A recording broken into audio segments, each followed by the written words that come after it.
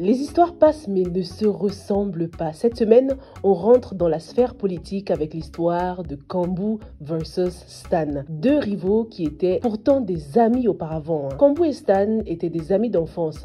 Cela fait plus de 20 ans qu'ils se connaissent, mais aujourd'hui, ils se rendent compte que être ami avec quelqu'un depuis de longues années ne signifie pas forcément que l'on connaît bien cette personne.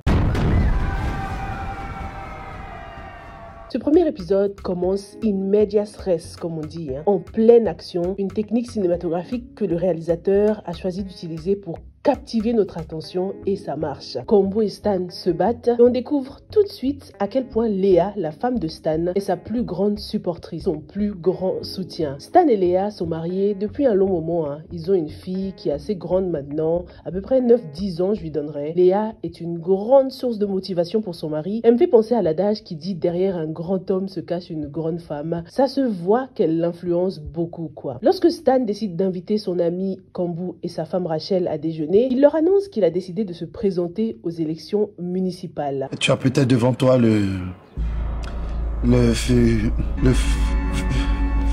futur maire de la ville. Quoi? Kambu le prend très mal, il le prend comme une provocation parce que lui aussi se présente aux élections municipales, sauf que Stan ne le savait pas. Du coup, lorsqu'il l'apprend, il se dit vas-y, je vais retirer ma candidature parce qu'il tient à leur amitié.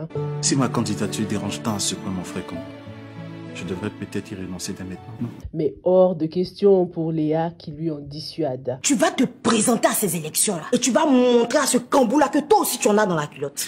Au détriment de notre amitié. Oui! Stan comptait sur son ami Kambu pour financer sa campagne électorale, mais maintenant qu'il se présente également, ça va être compliqué, va falloir trouver un autre moyen de financer cette campagne. Kambu, lui, ne compte pas du tout renoncer à sa candidature, il n'y pense même pas.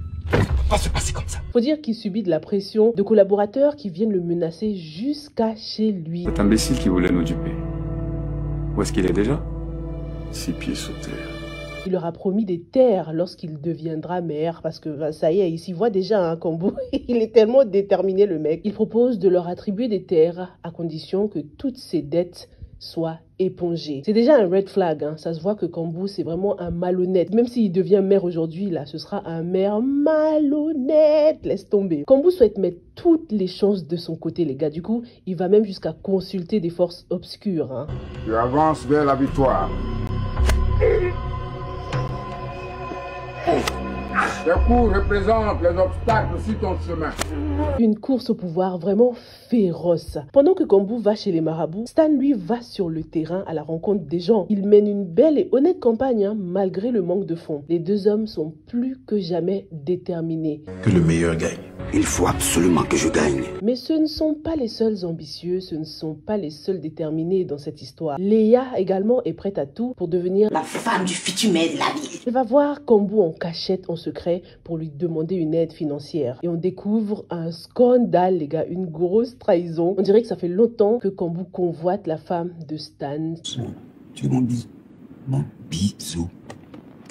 Et Kambu, tu sais que j'ai pris des risques pour venir ici. Ça se voit qu'il a toujours souhaité la voir dans son lit. Kambu accepte d'apporter son aide financière à Stan. 20 millions, je suis prêt à te donner maintenant même. Si seulement tu convaincs ton mari de renoncer à sa candidature. Dans cet épisode, on découvre également la belle et généreuse Annabelle, une femme qui enchaîne les relations pour combler un vide. Aucun homme ne passe la nuit dans mon lit. Je te l'ai dit. Va-t'en. Elle n'arrive pas à oublier son véritable amour qui n'est nul autre que Stan. Aucun autre homme à part toi. Tu me manques tellement, Stan. Elle lui rend une visite surprise au bureau. Mais qu'est-ce que tu fais ici? Qui t'a laissé entrer? Et commence à le chauffer un peu. Ça rappelle des souvenirs à Stan. Ils ont déjà eu une relation dans le passé. Ce qui veut dire que Stan a déjà trompé sa femme. Parce que ses souvenirs n'ont pas l'air de dater. Ça se voit que c'est assez récent tout ça. En plus, lorsqu'on prend en considération l'âge de la fille de Stan, on peut en conclure que Stan a eu une relation lorsqu'il était marié. À la fin de l'épisode, Stan rentre à la maison avec une petite surprise pour sa femme. Il a reçu des photos d'elle en train d'embrasser Kambu. J'ai hâte de savoir comment tu vas m'expliquer ça. Oh my god. Qui a engagé ce photographe? Est-ce que c'est la redoutable Annabelle qui essaie de saboter le mariage de l'homme qu'elle aime? Ou est-ce que c'est Kambu qui essaie de déstabiliser son rival? Ce bisou, c'était une surprise, Et Kambou. Probablement planifié par Kambou qui avait tout prévu. Parce qu'on voit depuis le début que c'est un homme sans scrupules qui ne respecte rien. Dis-moi ce que tu as pensé de ce premier épisode. Entre Stan et Kambou, qui a l'étoffe pour devenir maire de la ville? Dis-moi tout et on se retrouve dans la prochaine. Stay safe and stay blessed. Bye!